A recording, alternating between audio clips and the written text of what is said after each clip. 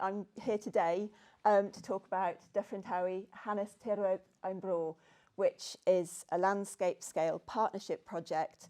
The main phase of the project ran between February 2020 and January 2022, with some additional extra work continuing until this January. So these are our funders. We have also benefited from funding from the Welsh Government, so Welsh European Funding Office, and also additionally from the local Leader Fund as well.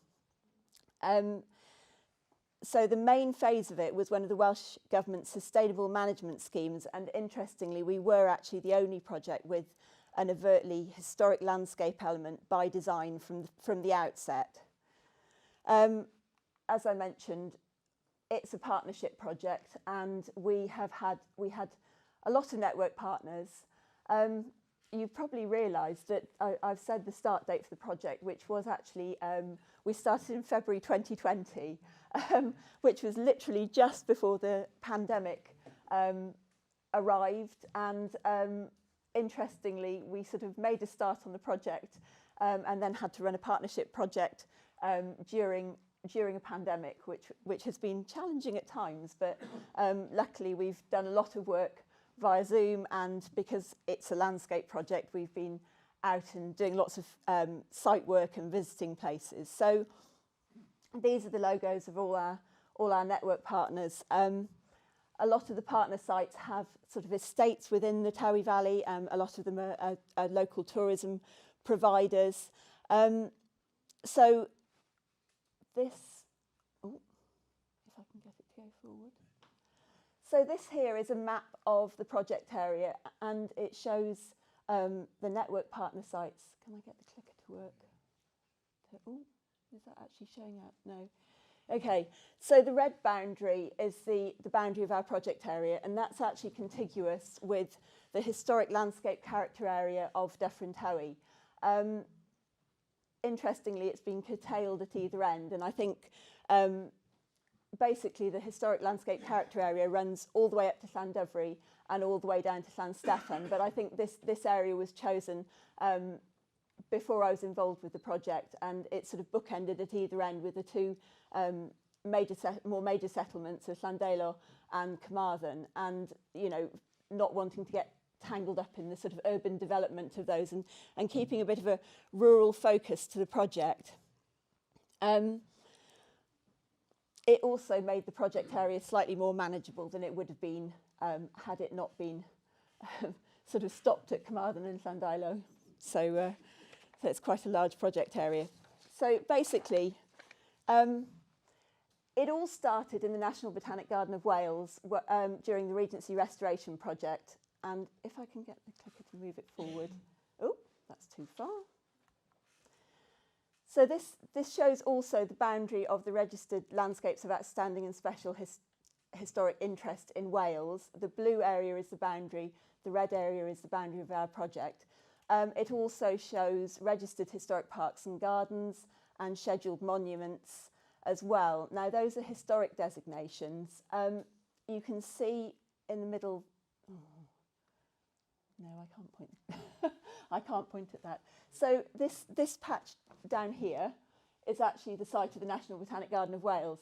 And when I come to the next slide, you can see that not only is it a registered historic park and garden, but it's also got a national nature reserve on it. And when the Regency Restoration Project was going on, there was a lot of work done to manage that landscape for biodiversity, but at the same time be working with the historic landscape designations. It's a Cadw Grade 2 star listed as a result of the restoration project. It's now a Cadw Grade 2 star listed landscape park and garden. And so that designation was clearly important, but also so was the designation of National Nature Reserve. So from that project came the idea that we can work together, and sometimes when you think sort of the needs of different aspects of that are going to be conflicting, there are ways to sort of manage them so that they can be mutually beneficial. And so that's really where the idea for the project started.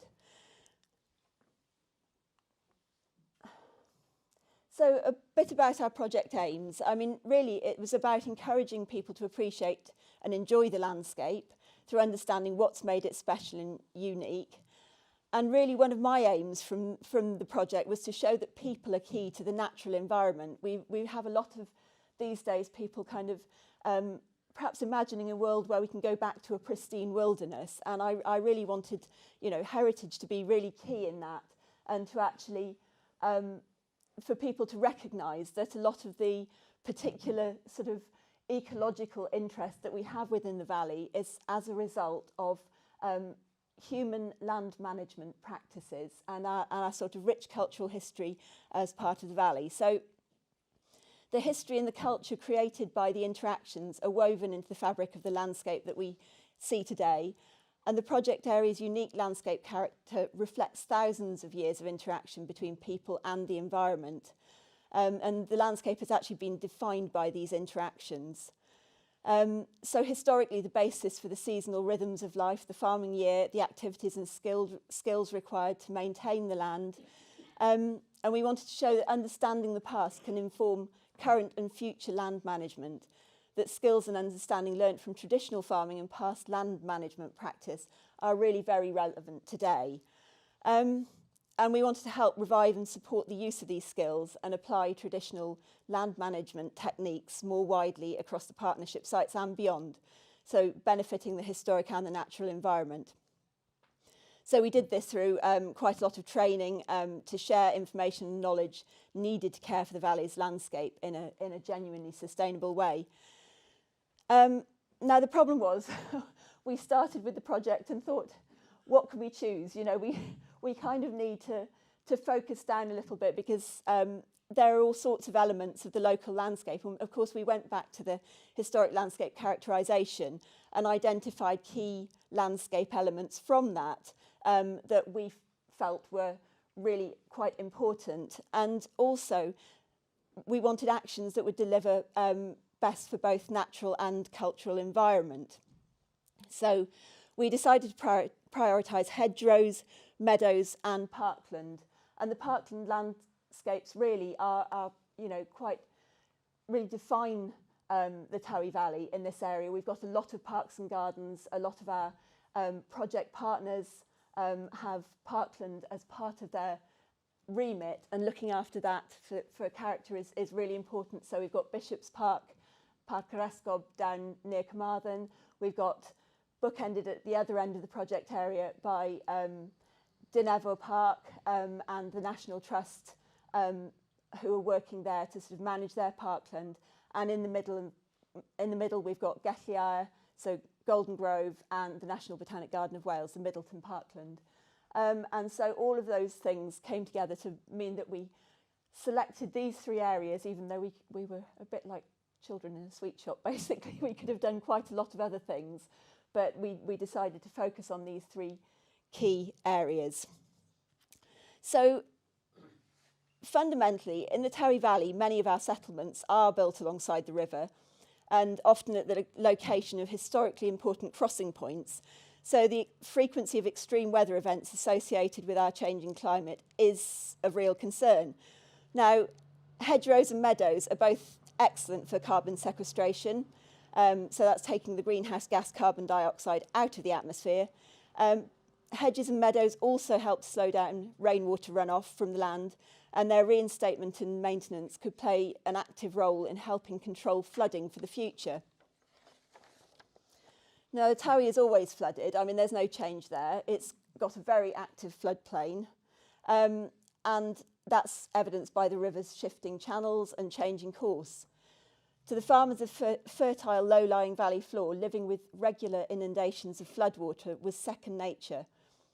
And an important element of local land management was keeping stock off at-risk areas during long spells of wet weather and then returning the herds and floods to pastures which were really made lush by the rich sediment deposited by the mighty Tywi River. And one of the reasons that historically the valley has got so many sort of castles and stately homes, it's really quite a fertile area. It's a rich landscape, and a lot of that is due to the fact that there's, you know, it's been fought over because it's such a rich landscape.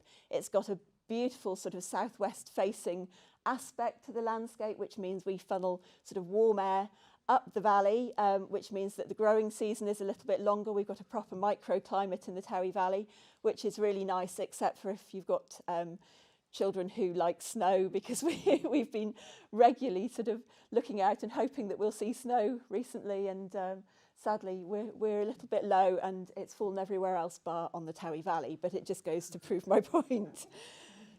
So I'm going to look a little bit more at some of the areas that we worked with, starting with hedgerows.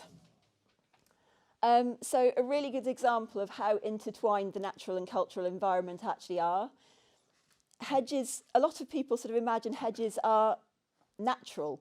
They're part of the natural environment, and with this big drive to sort of connect up the landscape with hedgerows. The hedgerows of the Tywi Valley and other areas are absolutely full of history and skill. So they're created by local hands to a style based on a set of principles specific to the area, using tools made locally and some to a very particular local pattern. There's actually a Llandilo billhook, which is quite exciting, and they're famous for being really particularly useful ones. I'm hoping actually I've got a picture of one somewhere. There we go. Yes, this is the efforts of our project hedge layer, who's a local hedge layer, and that's his favourite billhook, just put in for scale on some nice Carmarthenshire style hedge laying, and that's along the side of Gelliar, which we did as part of the project. So before post and wire fencing was available, it was absolutely essential that hedgerows were well constructed and well maintained for managing stock. And I think that the reason that a lot of them have sort of blackthorn and hawthorn in them is because they're quite quick growing plants, and they become stock proof very, very quickly because they're so spiky, and so they tend to keep stock where it should be. We've kind of lost this skill set over the last 100 years, and sadly it's dying out. I think it's a real shame that people don't realise that not only by the regular sort of cutting back of hedges and not laying them properly, we're not only doing damage to wildlife, but we're also doing damage to a sort of a tradition that's survived and has developed over hundreds, if not thousands of years. So this stock-proof enclosure goes back a very, very long time. I particularly like that slide because the one on the right is what seems to be some hedge laying in the dark going on, but actually I think it was winter time. We don't do hedge laying during nesting season, and that's just kind of got a bit late at night, but it's just to show how determined our hedge layer was to get the job done because he'd been taking a training course during the daytime. So we ran quite a lot of training for hedge laying as part of the project. So so most of the training for hedge laying was December 2020 and November 2021. And again, we were curtailed by sort of restrictions because of the pandemic and people having to work opposite each other when nobody really knew, whether we even outside was acceptable. So we did quite a bit of training and safely socially distanced managed to lay a hedge, which actually that's another one that's at Gelliar, and it's very beautifully laid, and that one is Carmarthen style as well. We also instigated the first ever Tywi Valley hedge laying match, which was absolutely fantastic. It was a really wonderful day, and a lot of the older hedge layers, the generation that can remember laying hedges, and they're sort of champion hedge layers, and they came out. I mean, particularly the offer of a tractor parade really sort of helped to get people out of the woodwork, I think. So, and a free bun at lunchtime. So we had lots of links, and we had prize giving at the end of it. And these hedge laying competitions used to be a really regular feature of sort of rural life. Sadly, those are dying out as well. And interestingly, Dyffryn has never actually had its own one, which is strange because there is actually a specific Carmarthenshire style for hedge laying. So we've started one, and we're hoping we'll be able to we'll be able to do another one as well. But some initial success.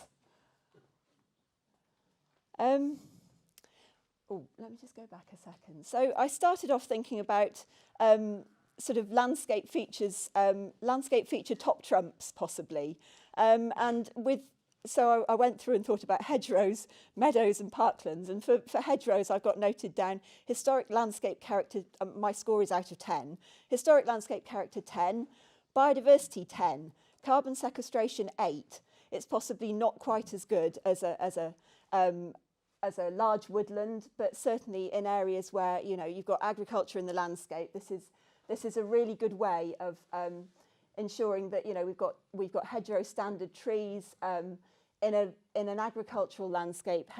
Hedgerows are absolutely brilliant for carbon sequestration, and it's a key element of the historic farming landscape. And I think, you know, essentially, they're essential for connectivity. They're vitally important in supporting our local wildlife populations, and in terms of sustainability and environmental credentials. You know, they're absolutely. You know, we should be keeping this tradition alive of learning how to lay a hedge properly. So that's what we did as part of the training for the project, and the hedge laying contest. So we also carried out a few surveys and a bit of research. We did a species-rich hedgerow survey in the Tywi Valley, and we also did a Dyffryn Tywi brown hair streak butterfly survey with a local ecologist. So moving on to meadows. So until recently, an absolutely vital component of the farming landscape in the Tywi Valley, throughout Wales and the UK. They provided summer pasture grazing and hay to feed livestock over the winter months.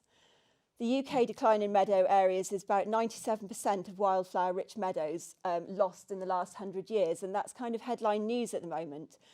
But what we really need to understand is that these are artefacts of human management of the landscape. Some of the tall herb flora, which is typical of meadows, is thought to be the tall herb flora which was typical of forest clearings just after the last ice age, and the recognition that probably it was human action that kept these clearings open and created conditions that were suitable for this flora to survive. And the fact that meadow management is a key skill, and that happens regularly, sort of once a year. But you take your hay cut, crucially, after the flowering plants have had a chance to flower.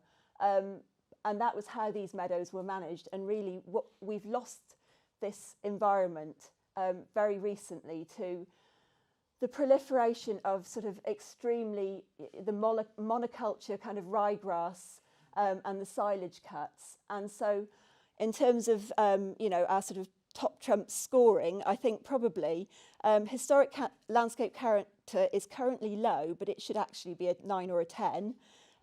It's a key but now largely absent component of the Tywi Valley's historic landscape, and particularly on the flat floodplain of the valley bottom. I think meadows were a key feature of this landscape, and sadly we don't have very many left, but there are now people restoring meadows. And as part of the project, we did various things. Oh, that's a really nice photo which I dropped in at the last minute. So that's haymaking in Friars Park in Carmarthen in 1910. So not only are meadows sort of key for biodiversity and part of our historic landscape, but they're also a crucial part of that sort of farming calendar and a sociable occasion, and something that, again, you know, this is 1910, it's just over 100 years ago.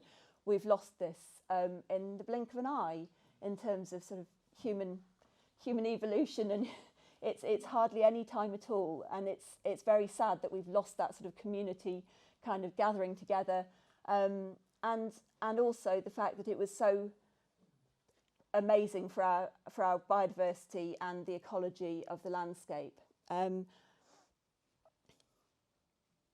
just take on to the next. So one of the project actions, or several of the project actions, was spreading Winelast National Nature Reserve green hay wildflower seed and happiness across the project area. Um, so basically, we at the National Botanic Garden of Wales, we have a brush harvester now for our seed collection to pick up seed, and we're able to then distribute that to other areas, and also a very much quicker process, which involves a hay cut, and then you have to get it very, very quickly, because spreading green hay in other areas is all about timing. As soon as it dries and starts to decompose, it's not much good. So you have to take the hay cut, and then you have to take it out. So we also did a good round of spreading green hay in other areas, such as at the Bishop's Park and up to Dyfed. We did a bit of meadows training. So a very traditional way of managing meadows is by scything. And although I'm not advocating the sort of back-breaking work of scything, you can see a few people trying some scything down the bottom there. I mean, it's a long and laborious process, and you can absolutely see why people came home from the fields absolutely exhausted. But there's an early, well, a sort of early 20th century reference to the music of scythes, and it's basically somebody bemoaning the loss of the music of scythes, which is this very regular rhythmic swaying from the fields local to where he lived and grew up. And so, you know, again, a sort of sad loss to kind of traditional land management practices, and something which is very much better for wildlife, a much slower process. We also did some conservation training. That one's at Getliau, but we ran some at Dyfed as well, and went out and discussed about stock management. And there's very specific stocking levels which are appropriate for different forms of habitat and types of grazing. So it's all quite complicated, and as Ken said, that would take a whole other presentation in itself. So I think we did quite a lot of other project activity that really supported our meadow management. So we did a survey of surviving species-rich grasslands within the project area.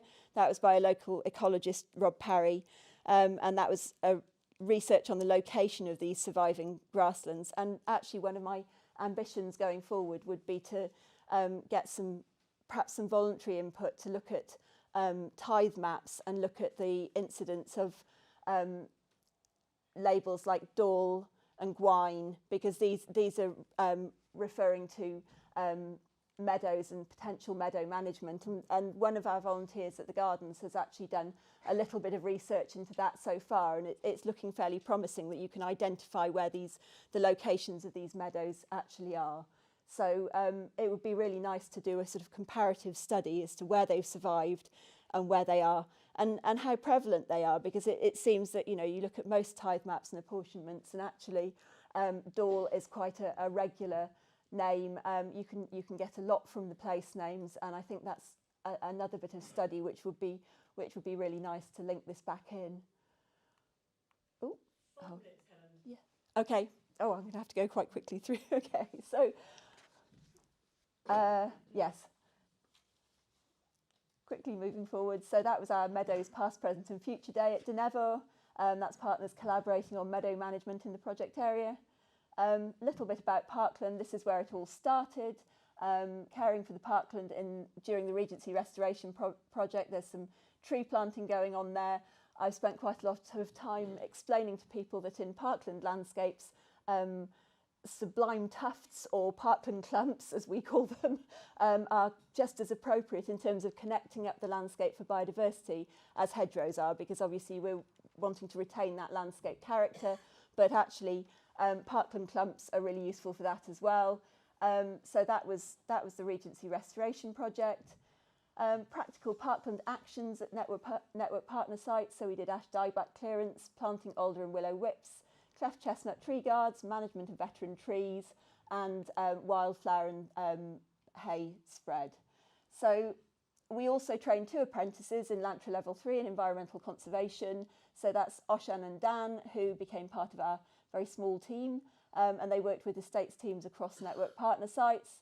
That's Oshan's Meadow project, so wildflower seed test beds, and meadow seed collection from Wine La Senana and spread in partnership with the National Trust, and the interpretation was written bilingually by Oshan. We also picked up on other traditional skill sets which really do need to be maintained. I do normally wax lyrical about buildings and their traditional buildings and their environmental credentials, but I won't because I haven't got time. But that's our apprentices doing some training up at the Tywi Centre.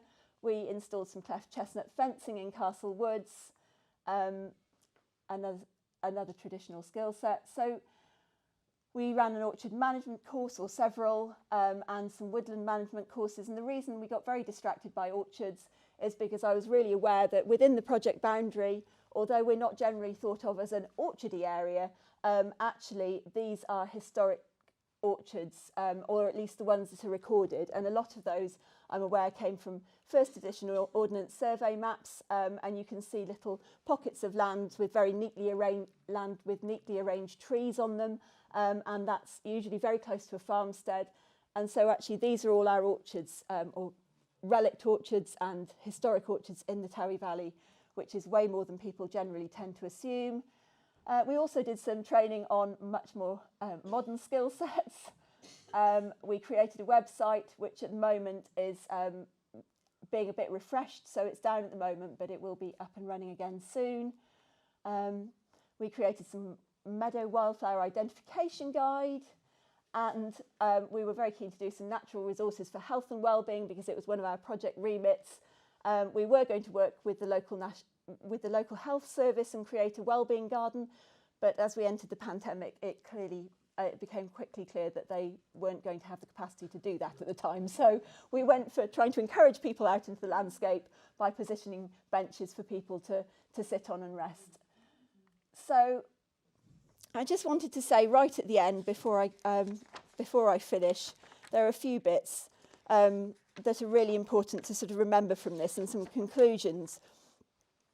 So there would have been opportunities to work with the local community to sort of capture memories, traditions and language associated with farming practices that have changed, record people's connection with the landscape that's being lost. But again, unfortunately, the pandemic got in the way of that. You know, a lot of the people who we would have liked to speak to were very elderly at the time, and often in sort of care homes and things like that. And so we had to give up on that idea, even though it was a bit of an ambition.